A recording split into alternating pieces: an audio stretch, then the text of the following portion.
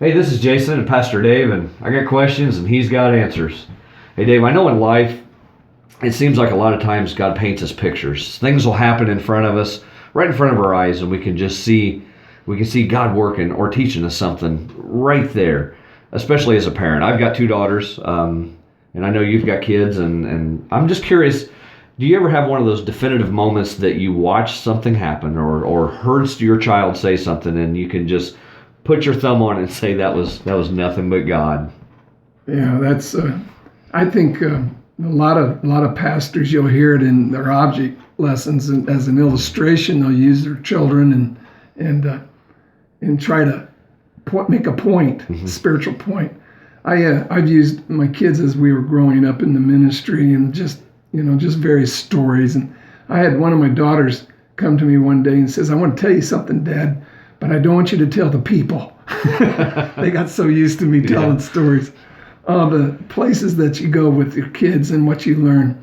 A lot of the lessons anymore, now that I'm in my 60s, I'm looking at young people, and a lot of it just breaks my heart.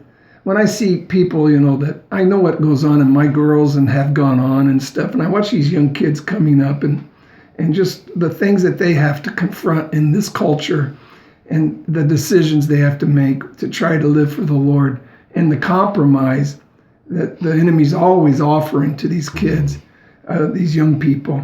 It just breaks your heart. What would be probably one of the things that captures me is watching my kids go through the ages before I came to the Lord when I was 23, and just where they were, where I thought I knew everything, and I realized watching them and how much they have to learn, and the roads out ahead of them. Mm-hmm. My grandkids now are my object lessons. I learned so much from. I got a grandson that I call Z. His name's Zion, but I call him Z just for short. And I guess it's kind of stuck because everybody else now call him that. But he took his first softball lesson yesterday. He's only 4, and he told his mom after he was done that he didn't want to play softball. He just wanted to be the coach.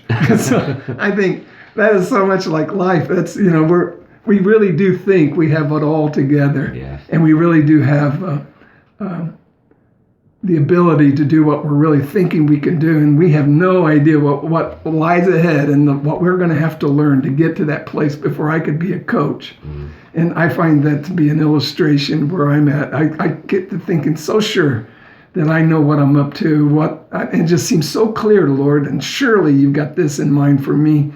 And then it bothers me that he takes his time with me, and I have to wait on the Lord for his timing. But watching my grandson yesterday say he wants to be the coach, it reminds me of me, that just hang in there, Dave. You'll learn the lesson, and you'll see the path, and it's what I want you to do. And that time, if it's the Lord, then it'll happen. Learning to wait on his timing.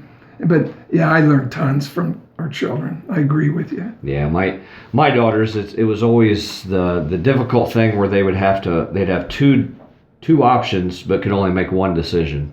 They have to choose, and they tried so hard to figure out how on earth could they do both. Oh yeah. And not have to make a choice. And I would watch them struggle and try to give them pros and cons for each choice.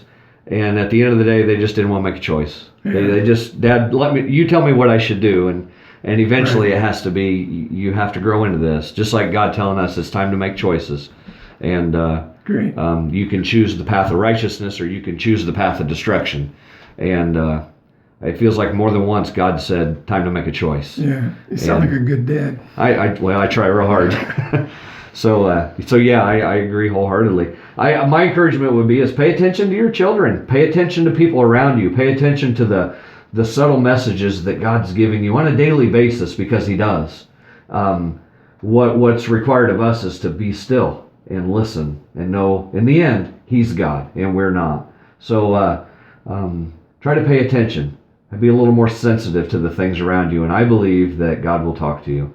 Thanks for joining us. Leave a comment if you like.